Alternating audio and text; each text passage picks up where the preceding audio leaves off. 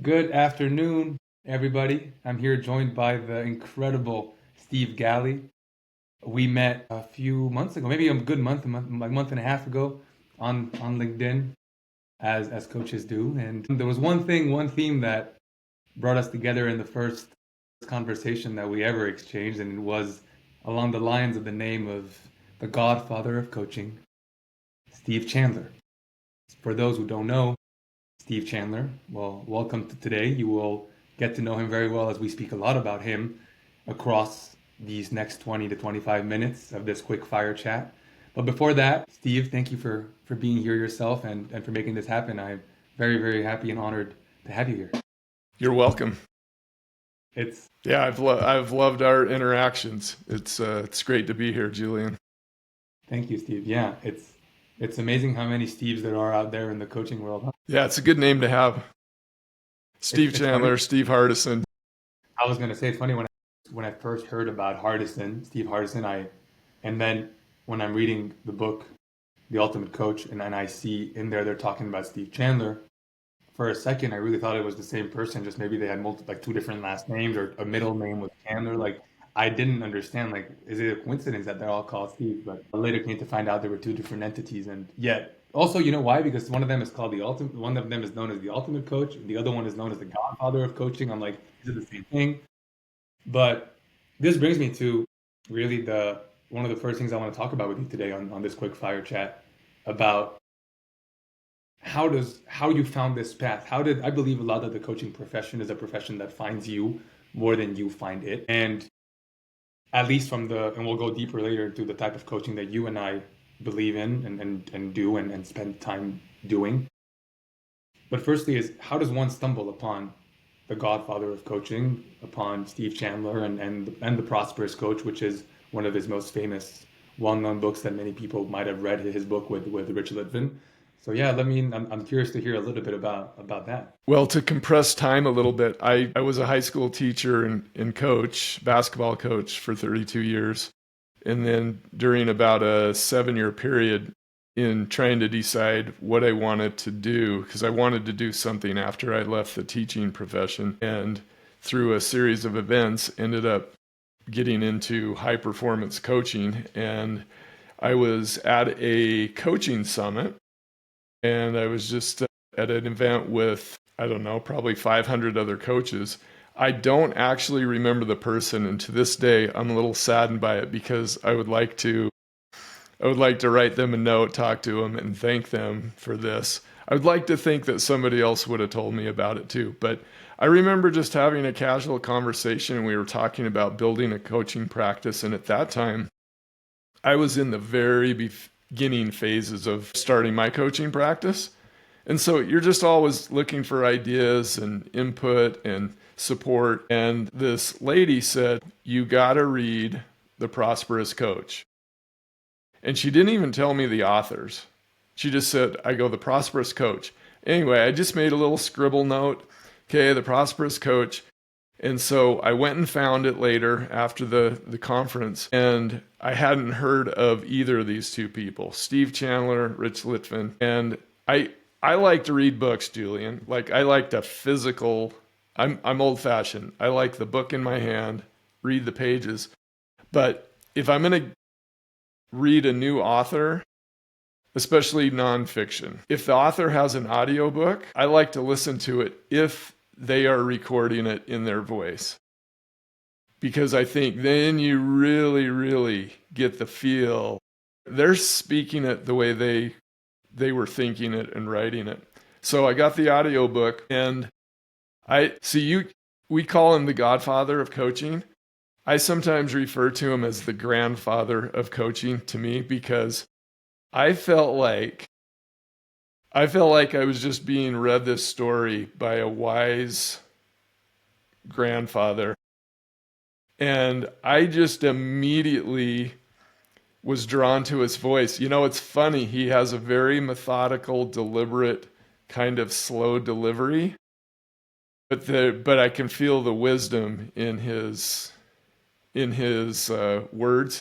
I mean, he has a funny recording out there where he talks about how he is not Tony Robbins. Just heard that one. Making a difference. It is so funny. I've replayed that and listened to that so many times. I just laugh.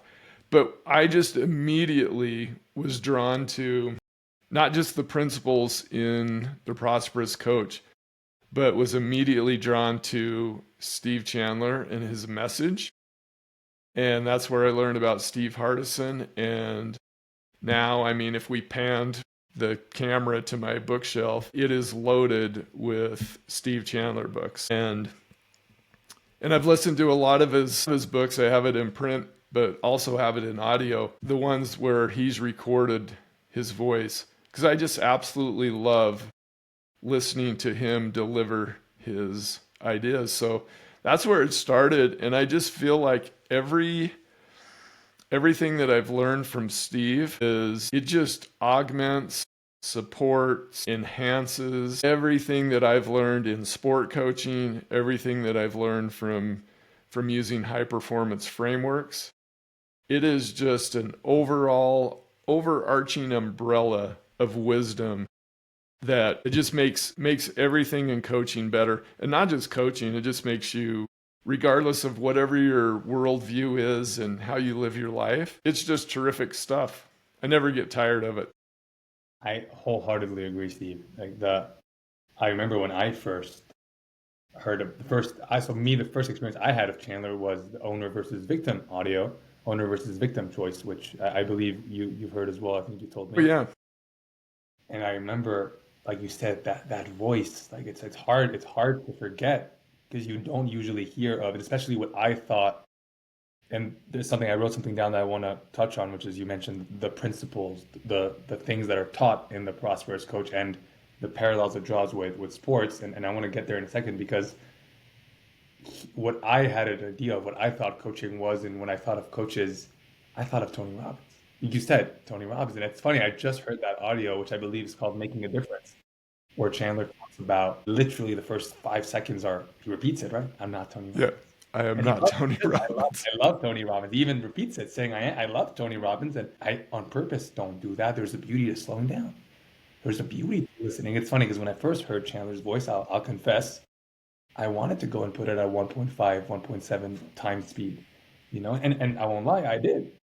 Funny how now, a year and a half later, or even two almost, I'm unable, like I love it at the normal speed that it is and listening to it and without doing anything, just closing my eyes and listening and letting it bury into my subconscious or be part of my being, like he would say. And I love it because I had this idea that coaching was high flame, motivational, speaking out, like again, like Tony Robbins, which again, I love Tony Robbins. I don't know how you feel about Tony, but he's a great speaker, great. He knows exactly how to, maybe the best at doing that right now, at least in the world.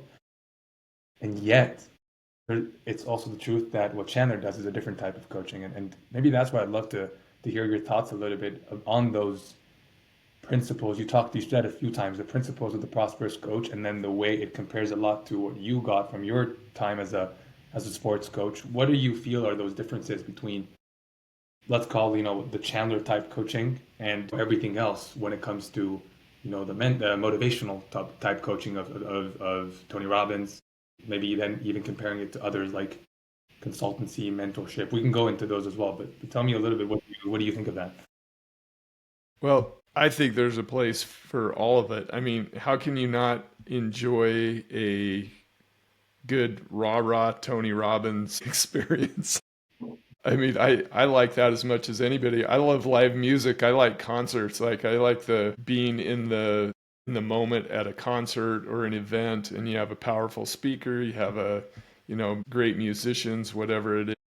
So I think that's terrific. I think that one thing that's really cool about both of them is I think they're being who they are. Steve Chandler is not. I mean, if he tried to be Tony Robbins, I mean that's silly, right? And if Tony Robbins tried to be Steve Chandler, I also think that's silly. But from my background, it was such a little bit of a shift for me because I grew up in playing sports, and then I became a basketball coach, high school basketball coach. And to me, so much of coaching, I now understand that many times I was actually more of a consultant than a coach. I was just Mm, telling people telling people what to do. And I find that today, a lot of people, Julian, actually confuse those two quite a bit when they're hiring a coach. And I know when I go through the process of creating a client coach situation, which, by the way, that phrase is very much Steve Chandler and Rich Litvin. You create this situation rather than, oh, okay, I just sign this person up.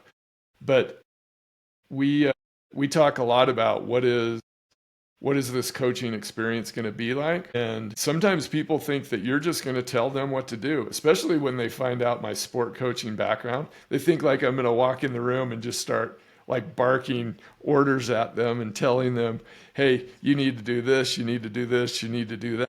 That, to me, that's what a consultant does. Consultant comes in, just evaluates and says, hey, here's the list.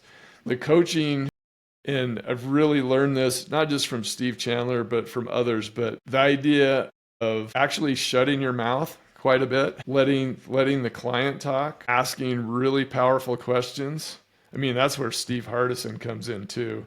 I mean, you just learn, and Rich Litvin, I mean, you just learn how to ask really, really powerful questions. But to me, I mean, when you're talking the principles of the prosperous coach, it really, I'll go back to that word creation and creating, is your client relationships. It all begins in a state of creation that comes from conversations. Like if Steve Chandler, I feel like if Steve were here or if Rich were here, they would be asking us, how many conversations did you have this week? How many, or are you so focused on making your website perfect? Or are you so focused on what is the next marketing tool? And they would tell us, how many conversations have you had with people? And in those conversations, who were you being? Like, who were you being and who were you serving? Were you serving yourself? Or were you serving that person that you were talking to? So I know I had a lot of mentors. Those would be people I would go to. I would ask them questions, draw on their wisdom. I've had a lot of coaches. I've had consultants, but I've never really had a coach like what you do or what I do until the last few years. And then I have. But I've never had somebody that would really ask me the powerful questions and then help guide me. It was always people just telling me what to do. That last word, doing. Do. That for Right. me is that big difference between. And I do want to preface by saying that we're not saying that one is better than the other. I mean, you said it yourself at the very beginning. I love that about you when you acknowledged that before. As soon as I asked you the question, you said there's space for everything, and I agree. I mean, we need that, and a lot of people benefit from the marketing side, the consulting side, and like you said, a lot of what Tony Robbins does as well as a lot of it comes through marketing and doing and but maybe for all we know, he also does hold space and create that maybe one on one. I don't know if he does that. Maybe he does. I'm not sure if I'm sure he does with clients that he's worked with actually. The point though is that difference between that I find between the transformational coaching and what you and I do and what we've learned to do or to be thanks to Steve Chandler, Rich, Hardison, so many more, and then in the other side having the doing type coaching. The differences are huge, right? And it's funny because I know that a lot of your focus on what you do nowadays is related to parents and their relationships with, I believe, their children and just the way they show up in the world. You mentioned how in coaching, how many conversations are we having, but it's less about the number of conversations and more who we're being while we're having those conversations. Like I know that if Chandler were here, he'd care more about us having one conversation and showing up from service and from a true authentic state of being than having five conversations and all of them showing up from getting and trying to sell and close and so on and so forth, right? So what do you find is that, because I find there must be a lot of link between what you see with parents and what you get to coach people on and experience in your own day to day from the being. I'd love to talk a little bit about being and who you're being. How does being play in shaping those relationships between parents and kids, for example? Well, I think it goes back to me, it always goes back to our thoughts. So if a parent, and we work with high, and I say we, I have another coach, business partner, Nate Crandall. We work with high achieving parents that have with teen athletes and performers. And so it can be a tough household to live in. You know, you have all these high achieving people and expectations, and you attach all these stories. It always comes back to thoughts to me. And I mean, I think it was Steve Hardison said, I'll mess up the exact quote, but basically we're the ultimate gatekeeper, and we either let in these crippling thoughts, Mm-hmm. or we choose to think empowering thoughts. So from a parent standpoint, you can have the crazy, busy, high achieving mom who is just telling herself that she is swamped, she is overwhelmed. Like, how do I keep up with everybody else? And I mean, this is just a story that she's telling herself. And so asking her, who do you want to be today? Who do you want to show up? And I know for some people, I don't know if you've experienced this yet, Julian, but some people will fight this a little bit because they're so into the doing. It's like, hey, give me my paper list of all the things that I need to do today. And I find that, okay, the list is great, but who do you need to be to execute the two most important things on that list? Who do you need to be for you? I know you need to go run and do this. I know you need to finish this. I know you need to, whatever it is, but who does your son need you to be today? And you will hear the answers come from them. I mean, one example I had is she actually told me who she needed to stop being, which was, she's like, well, I need to stop being this frantic, overwhelmed, swamped person Yeah. that is always on edge. So who do you need to be? I need to be calmer. I need to be confident.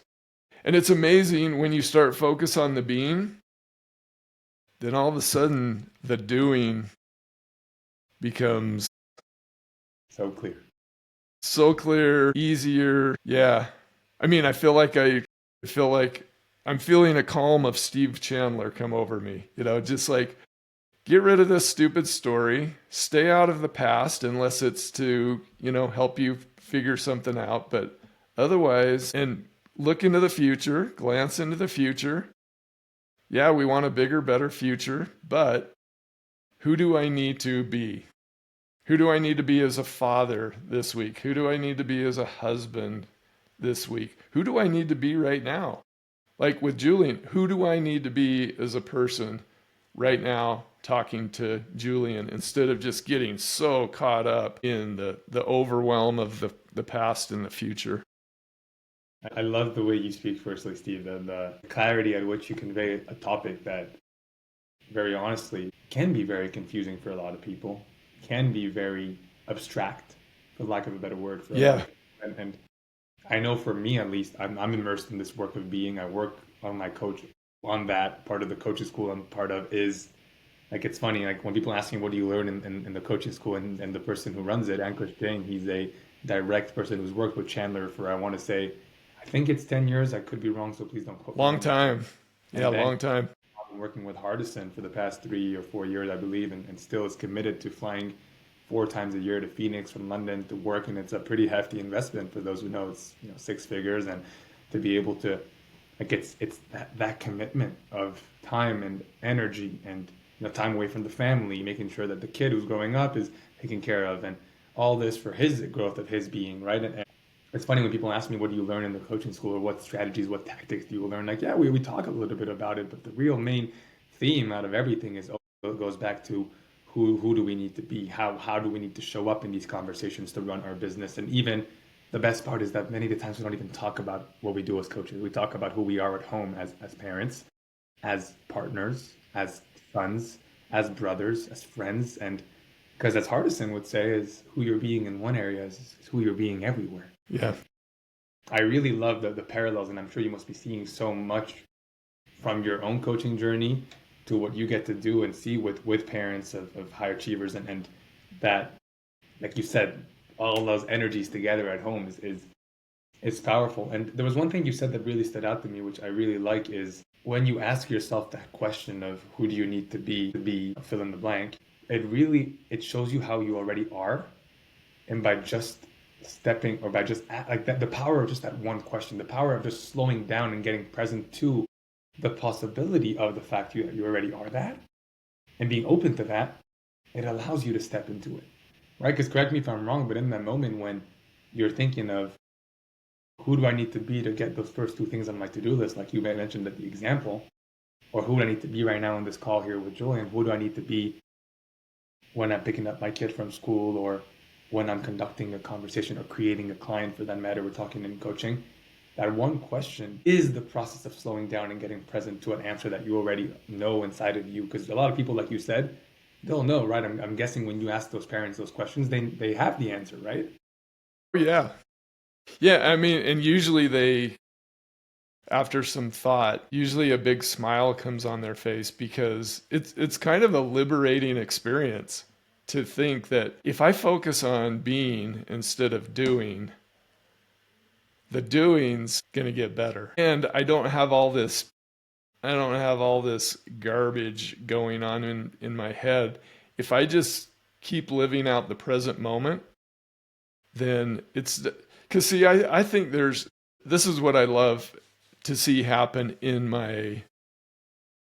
coaching, and I know you've experienced this.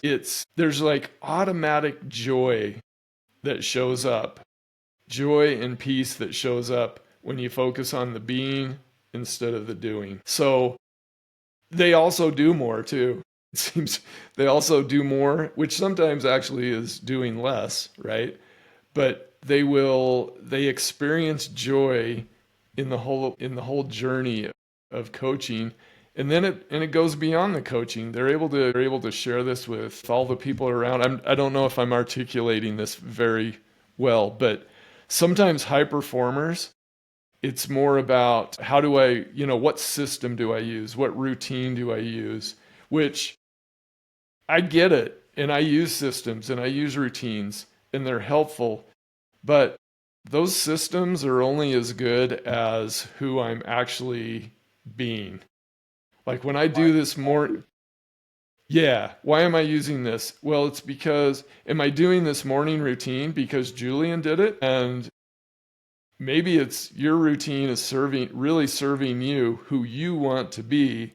But for me, I'm like, why am I doing this other than I'm just doing it? So living your life, creating your habits, your to-do list based on who you're being is, that's the place to start. And I think that's really where Steve Chandler and Steve Hardison, to me, they separate themselves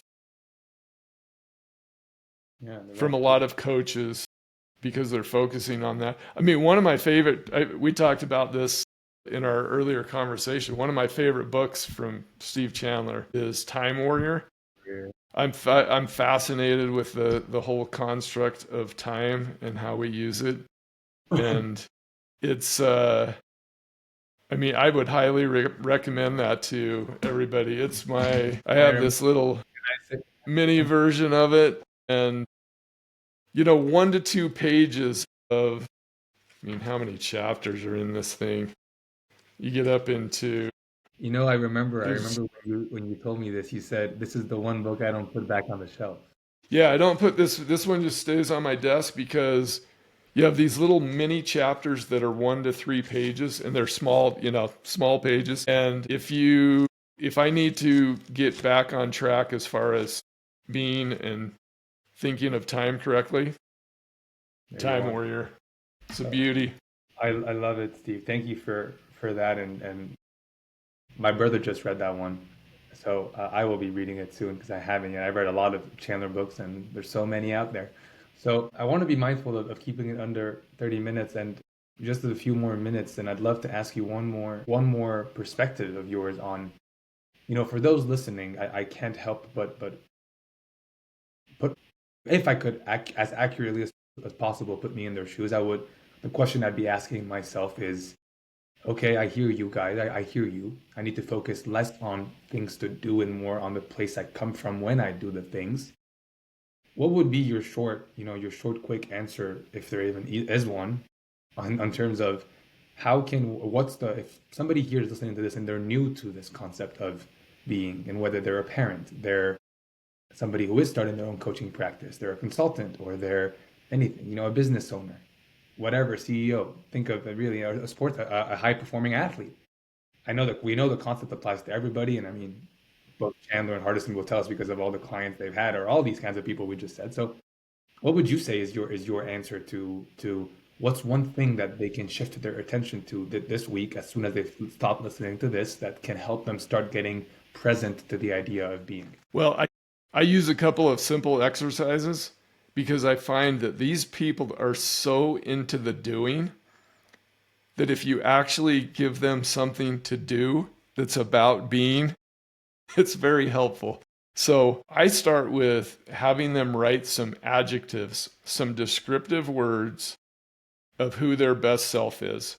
And at first I've had people think, Julian, oh, this is so elementary. This is so simple. This is too easy, but it's really powerful. And I just have them write a whole bunch of words about who they want to be as far as their best self, just descriptors, adjectives. And then I have them do the same thing for how they want to interact with other people. Like when I interact with somebody, I want to be this, and you write down the words. And then I have them write down a list of words of things that have made them successful in the past. And then you take that list and you narrow it down to the top 3 that you want to be.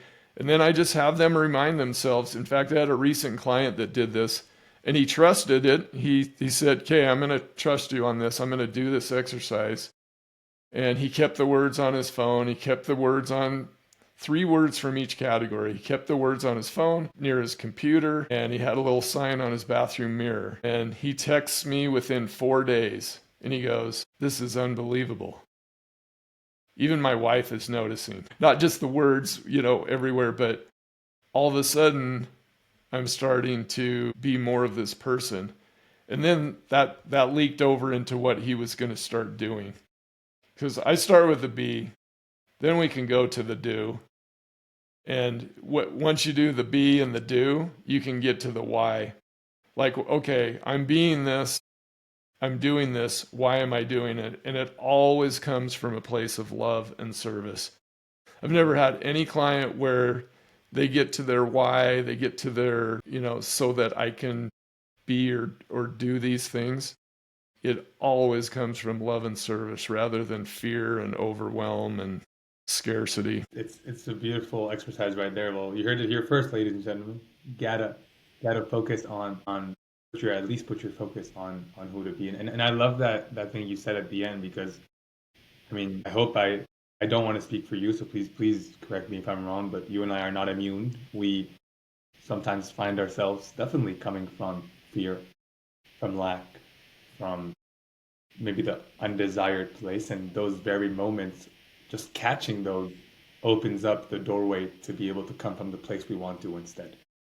So it's even just like what you said is reminding yourself of that. So I really love the exercise you suggested, and I hope that everybody who listens to this, as soon as we finish up now, they can close YouTube, close Grab your Spotify, pencil. wherever they're listening, and go grab the pen and paper and go do what Mr. Steve right here just said. So with that, Steve, thank you for your generous time, for sharing your pearls of wisdom. And I find that as we were talking, I had an idea for a future episode to do you and I talking deeper about sports coaching, because I've been finding, as you know, I know we talked a lot about it the first time we Yeah. spoke, I'm finding such and more parallels in between the sports coach and the type of coaching that I do and I know that you do. So that'll be saved for a different conversation. But thank you for your time. Thank you for being here with us today, and till the next one. Thank you, my Spanish friend. Thank you, my friend. Much love to everybody. Thank you for watching.